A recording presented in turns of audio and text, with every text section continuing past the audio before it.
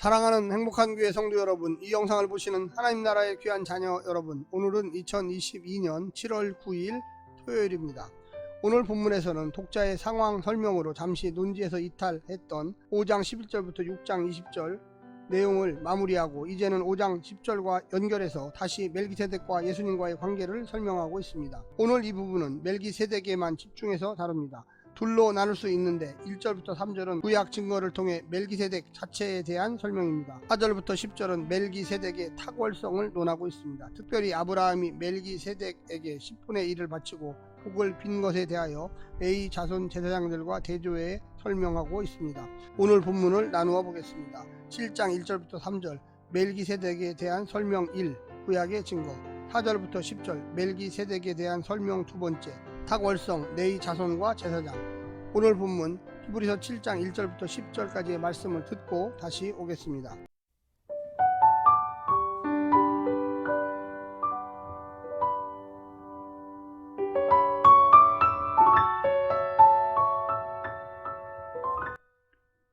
히브리서 7장.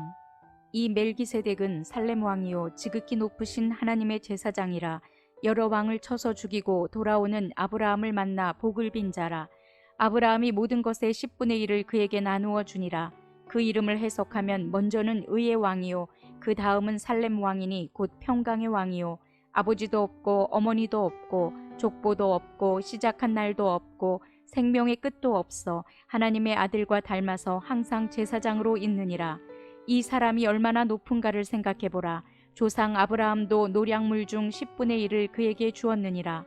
레위의 아들들 가운데 제사장의 직분을 받은 자들은 율법을 따라 아브라함의 허리에서 난 자라도 자기 형제인 백성에게서 10분의 1을 취하라는 명령을 받았으나 레위 족보에 들지 아니한 멜기세덱은 아브라함에게서 10분의 1을 취하고 약속을 받은 그를 위하여 복을 빌었나니 논란의 여지 없이 낮은 자가 높은 자에게서 축복을 받느니라.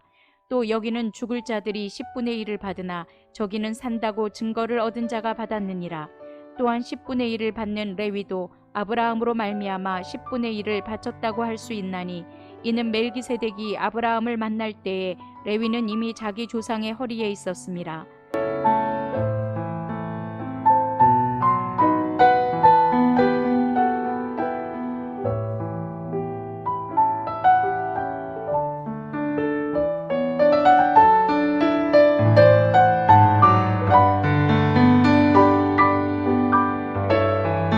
멜기세덱은 창세기 14장과 10편 110편에만 등장하지만 성경 외 유대교 문헌에서는 여러 번 언급되어 있습니다.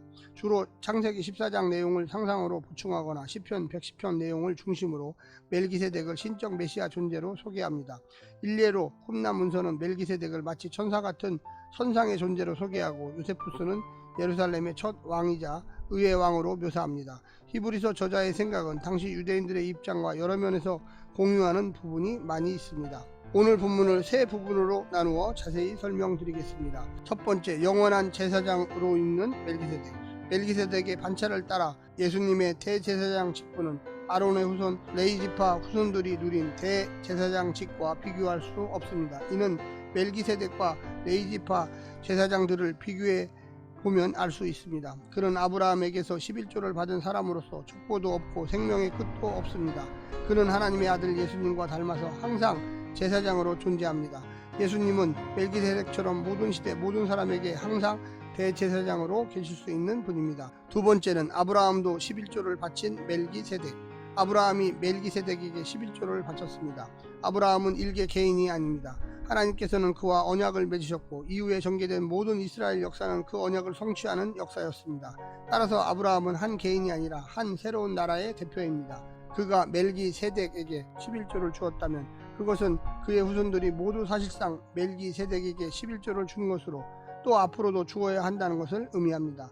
따라서 멜기세덱은 아브라함의 후손 레위인 제사장보다 더 큰 존재였습니다. 세 번째, 마지막으로 산자로서 11조를 받은 멜기세덱. 레위 지파 제사장들은 땅을 분배받지 못한 대신에 이스라엘 백성들이 낸 11조를 주 소득원으로 삼았습니다. 그런데 레위 지파 제사장들은 영원하지 않고 때가 되면 죽고 죽으면 더는 11조를 받지 않았습니다. 하지만 멜기세덱은 영원한 제사장이기에 영원히 11조를 받을 수 있습니다. 심지어 아브라함은 물론이고 그의 후손들을 통해서도 11조를 받고 있습니다. 예수님은 영원하고 항상 있는 이 멜기세덱의 반차를 따라 영원한 대제사장으로 오셨습니다.